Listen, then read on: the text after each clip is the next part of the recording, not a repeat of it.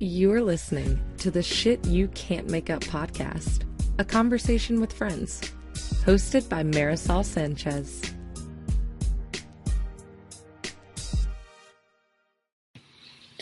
Hello. I wanted to start out with saying thank you to all my friends who listened, and even to the ones who liked my page and didn't actually listen. Thank you. It's just, I put these out there and I literally kind of forget about them. I get really exhausted actually after I do one of these. And sometimes it's hard for me to go back and listen. I'll go back and listen for a second to make sure the sound quality is okay, and then I tend to not listen all the way through because it's hard to listen to my shit. I don't know why you're doing it. Just kidding. Thank you. And you'll notice in the background my dog Hope pitter-patter of her little toenails. Nothing I can do about that.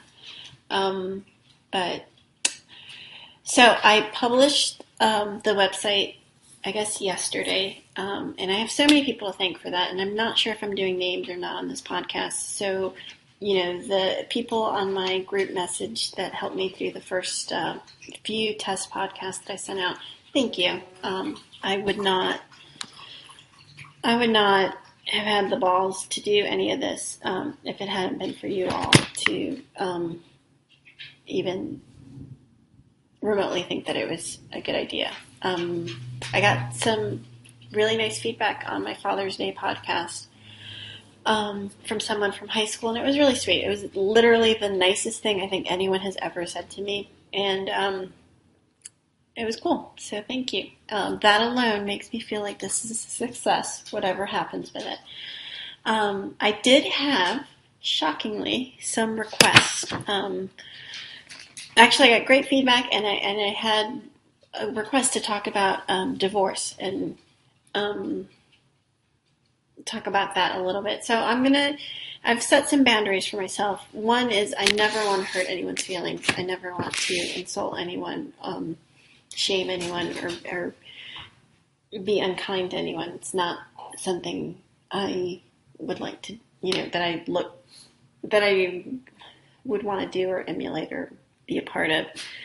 So I'm going to record these generally on Wednesday nights. Wednesday nights my kids go to their fathers, and it's a good chance for me to be able to do this without them listening or interrupting. And it also gives me a week between me recording it and me posting it to make sure that I haven't crossed any boundaries or hurt anyone's feelings.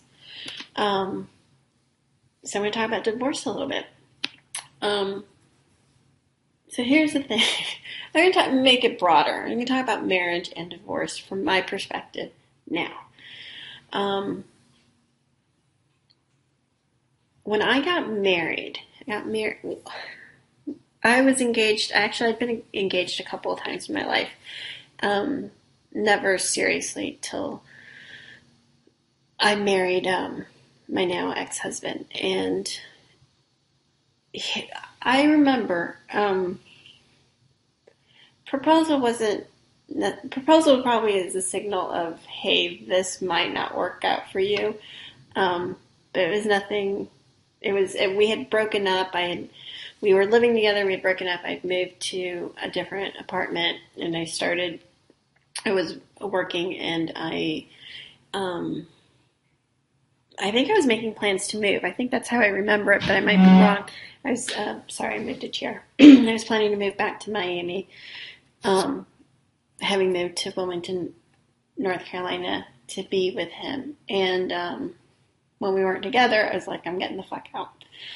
And he came over, helped me with, we had this weird dynamic too, because he had started this business, and I was working for this company and had gotten him the contract that awarded the contract to his business. Awarded, not the first, but maybe the second, definitely sustaining lifeblood line for that period of time in his life account. So I was his ex-girlfriend slash client. So it was a weird dynamic. But he came over my apartment at the time, and I think was helping me hang pictures up or something. And he sat on the couch, and I don't remember the conversation, but it went along the lines of something like, hey, why don't we just get married or something like that. And there's no ring or anything, and I didn't believe him. I'm like, yeah, I'll believe that when you call your mom. He's particularly close to his mom in a great way. So it's just kind of a way for me to say that. And he did. And I remember her saying, you guys are a very strange couple. And we got engaged and we got married. And here's something about my wedding. I have a special shout out specifically to one particular friend, though I should probably be nice and include two of my friends. But we had this beautiful wedding in Chicago where he's from. His parents basically organized and the whole thing, and it was beautiful. I mean, it was a much prettier wedding than I ever imagined I would have for myself. And it was, I remember walking up to, I don't know what you call it. It was outside. I can't think of the phrase. And his sister, who's very artistic, had decorated it with the colors of the wedding, which I didn't technically pick out, but we'll just leave that aside. And it was a beautiful wedding. But here's the thing about my wedding. There was, I believe, if I remember correctly, there were 69 guests at my wedding, or somewhere around that number. And my mother, my two brothers, my maid of honor, and one friend from high school and her husband were it. That was my guest list. And everyone else was from his side. And that says more about me than anything else. I had no roots. From high school on, I just was surviving. And even from before high school, we moved so often, I didn't cultivate relationships or friendships. I didn't, and I didn't have anyone to invite. I did invite my cousins, and I have a huge fucking family, so you'd think some of them would have shown up. Can you sense the resentment in my voice, cousins? But they didn't, because at that point, I hadn't cultivated relationships with my family either. I had just, this is for another podcast, but I was really a self-hating Hispanic for a very, very, very long time. So my wedding was beautiful, but slightly, tragic in the sense that I look back at it now and I'm like, wow, I just didn't. Oh, I'm sorry. I did have some people that my ex worked with, partners at the time, that were there. So you could kind of throw them on my side, but really, nah. Okay. I get pregnant, either on my wedding night or the day. Probably it had to be on my. I can't imagine we were having sex before that, but I mean, we had sex before marriage, but leading up to the wedding, I don't imagine. Anyway, I got pregnant with twins. I was messing around with my birth control because I didn't want to have my period on my wedding day, and I used to be a closet smoker at the time. And we get back from the wedding and the honeymoon, and I worked in a company that was based out of Copenhagen, I believe, right? England, Copenhagen, I think, at the time. And I was sitting, trying to have a cigarette, and it just tasted disgusting. And blah. So, of course, in my brilliance, I thought it must be a bad pack. I'm going to go buy another pack of cigarettes, and I go, and again, my body just wanted to vomit. So I was like, oh shit. And sure enough, I take a pregnancy test and I'm pregnant. And subsequently, weeks later, we go for our sonogram, and I was violently ill, just sick. I was vomiting all over town, everywhere, in my car, all over me, just projectile vomit everywhere. Yeah, that was our first couple months of marriage. Poor guy. And we find out we're having twins. Anyway, I'm telling you all this, and I'm getting to the divorce because the reason I'm sharing my version of events and what was going on in my life and my history is because I do distinctly think that, first of all, I do get a lot of Facebook messages, and they kind of go in waves about divorce and like how I decided to get one or had the kids take it or what steps should they take. And I always say a couple of things. I have, your kids will be affected, period, end of story. There's no questions asked. It is a shock to their system. You will be affected. If you fundamentally wanted to give your children that dream, that two-parent household that you believe you grow up thinking that everyone has, and you're going to sit them down and say, no, I'm not giving that to you. I'm sorry. I couldn't do it. We couldn't do it. It's fucking horrible. It's gut-wrenching. But to the point of divorce, I think if you don't look at yourself and look at your patterns and look at what you brought into this marriage and what you did, I could sit here, I could do like 100 podcasts about my ex, but that's not the point. The point is me. How do I get through all that? How do I get through this horrible, debilitating, emotionally just, fucking grueling process, if not to come out on the other end, learning more about myself, learning more about how not to repeat the patterns and behaviors that I contributed to the end of my marriage. And, I do think marriage is a beautiful thing for people, not for me, but I do think it's a lovely.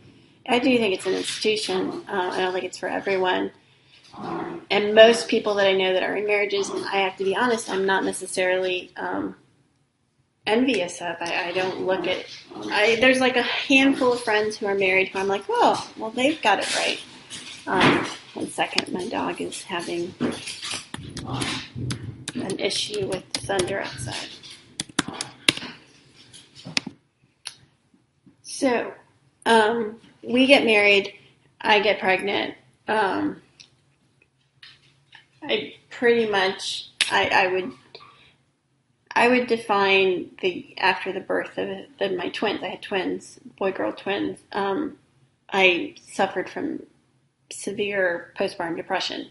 And the friends that I have from this period of time, maybe one day they'll come talk to me on this podcast and they can tell you what I was like. But basically, I just existed. I was just existing between trying to breastfeed children and have a new marriage, start a new business, and just the stresses of everyday life. I just fucking shut down. I had enough in me for my children, and that's basically it. Okay, fast forward. We decided to have another child. That was all me.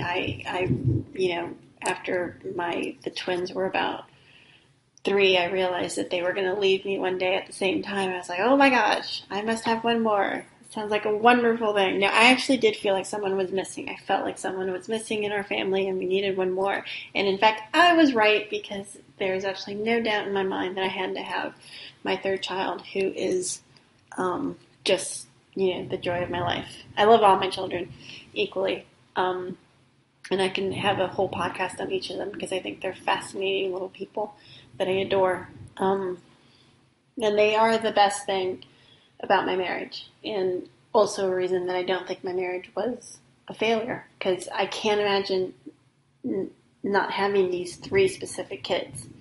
2 of them look exactly like my ex-husband. Exactly. One looks like me, but has the mannerisms of my ex-husband. They are a combination of the both of us, and they are the reason I'm even doing this podcast. They're the reason I even stepped foot on a yoga mat or stepped foot into a therapist's office, because I realized I had to get my shit together to be a parent, a decent enough parent to them. And even though my divorce sucked. I mean, I never wanted to get a divorce.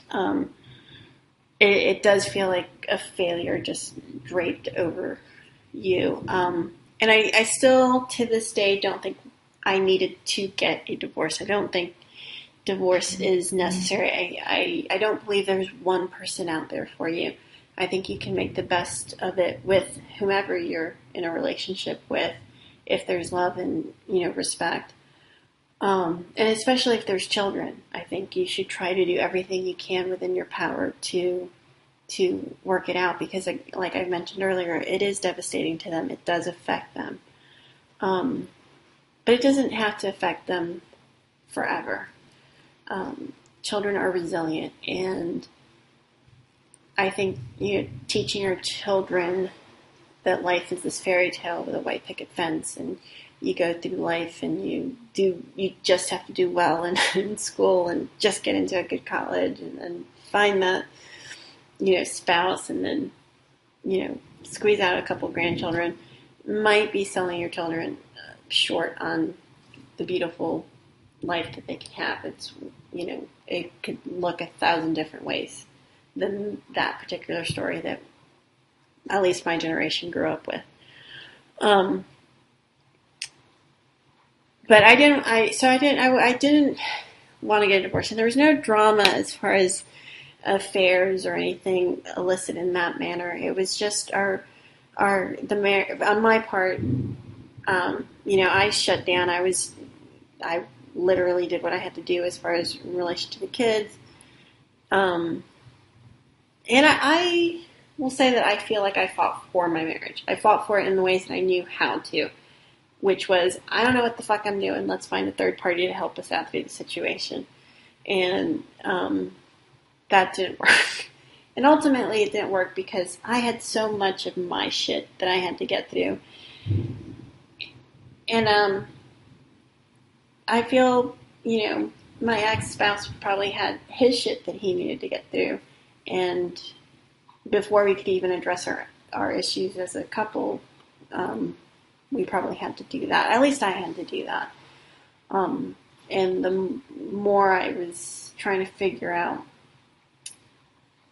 my shit and walk through my stuff, and I'll tell you what, for that generation that doesn't want to talk to therapists and think that, sharing your dirty laundry makes you less than, then you know what? Walk around with your shoulders by your ears, being stressed out and thinking that you're better than other people. But for me and for most people, something can be had by talking things out and figuring things out and walking through things and feeling things. And I did that. I started to. But then the divorce, oh my God, the divorce was, it got very dramatic for us. We went to litigation and we went to court and we had a judge.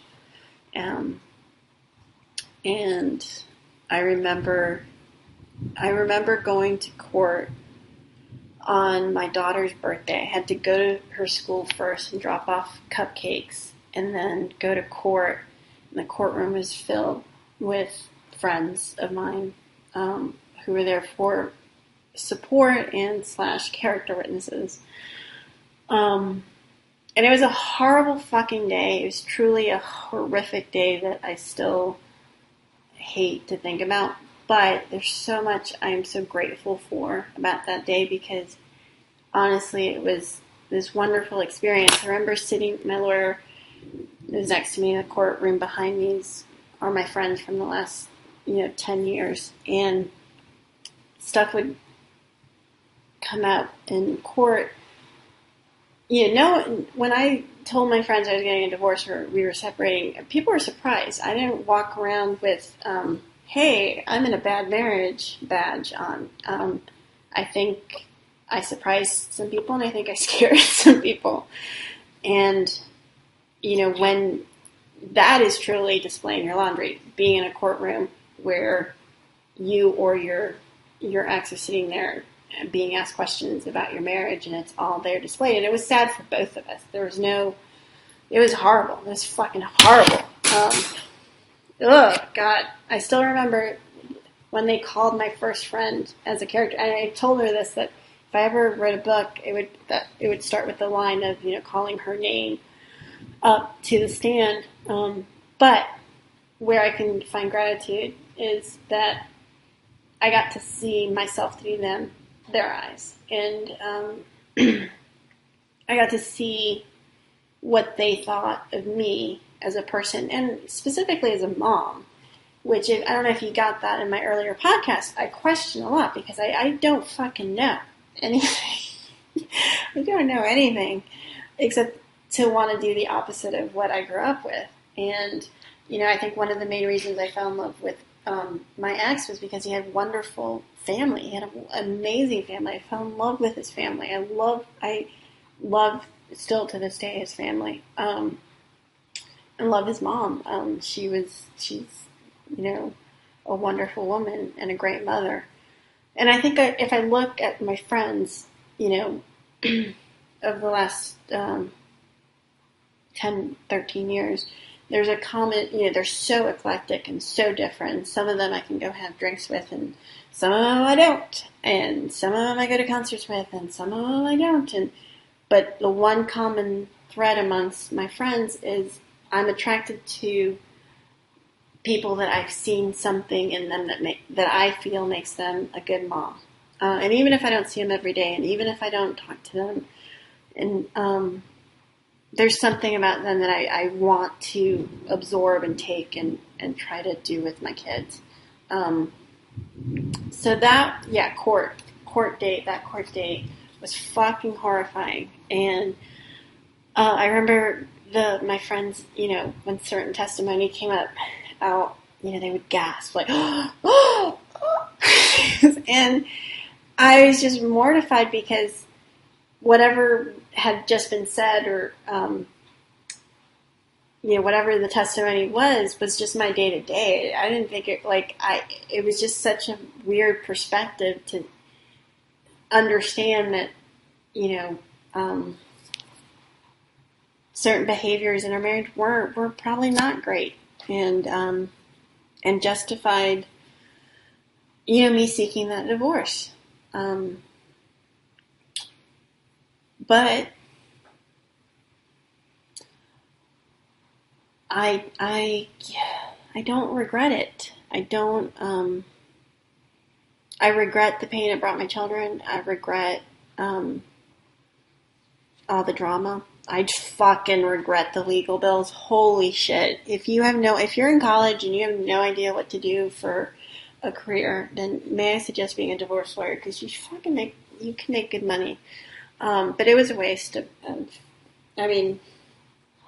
hopefully if you have to get a divorce, it's as amicable as it can be, because if you go into a divorce being angry, then just accept that you're going to be paying lawyers money, because and I love my lawyer, but that's what they feed off of, is that animosity and the just trying to get one over on the other side, and the anger. And I was lucky because I did have a great lawyer who, it was very easy for me to get caught up in some of that stuff. And, I didn't sometimes. Sometimes I did, sometimes I didn't. I'm not by no means perfect. And certainly, I doubt my ex will ever join me on a podcast. But if he did, I'd be more than welcome to hear his version of the divorce. I'm pretty sure we'd be on the same page that it was fucking horrifying. But at least I can say on the other side of it, it's been a few years now, I'm on the other side of it, and I don't regret the marriage. I certainly, the best thing that has ever happened to me was having those 3 kids. And I regret how the divorce went down. I regret that we got a divorce in the first place, in the sense that I wish we would have gotten our shit together beforehand. I do feel, like I said before, I think you need to look at your own shit instead of trying to point fingers at your ex. And I feel sorry for my ex. I feel sorry that he ended up, when I married him, I remember crying at the wedding, but at the actual ceremony, and it wasn't tears of like joy or love, or like, it was my body like, oh, what the fuck are you doing? You don't deserve this. And I had no self-worth. I had no idea who I was. I just existed, and I believed inherently that I was not a good person, and I didn't deserve to be treated with love or kindness. I don't believe that now. I have definitely grown, and I'm in a much happier and healthier place. Ironically, I'm single, but probably because I'm not going to put up with anything less than what I have to offer. Side note, that does not mean that I don't have a private life. I do have a private life, and it's a good one. But I do have conflicted thoughts on marriage, and if I would ever engage in that institution again, I don't know. I have some friends who, have laid bets, and I can see myself either way. I can see myself never, ever legally binding myself to anyone. I certainly know that I never want to be financially dependent on anyone. I never want anyone to have any control or say over me. I don't want my children to be raised by another. I mean, my kids are 13, and 9, so at least for the 13-year-old, I feel like they have a great dad, and I am lucky. I think I'm lucky in the sense that I procreated with someone who is big into family and who loves his children, bar none. We're not perfect.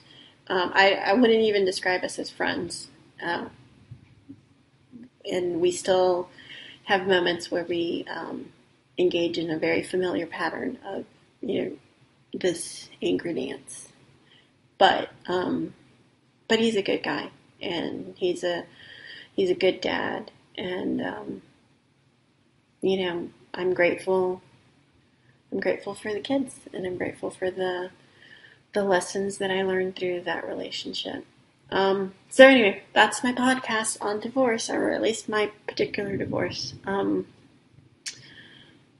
If you're going through it, or if you're thinking about it, think it through. But my advice would always be the same: be authentic to yourself. And it's like that, what they say in the airplane, put the mask on yourself before you put on your kids. I mean, that should be your mantra for everything. To show up, in your marriage, or show up in your parenting, you've got to have your shit together, and you've got to be as authentic as you can be. Who the fuck am I to give advice? Hey, no one, because you just have to spend a day with me and my children and be like, why am I listening to this woman? I don't know.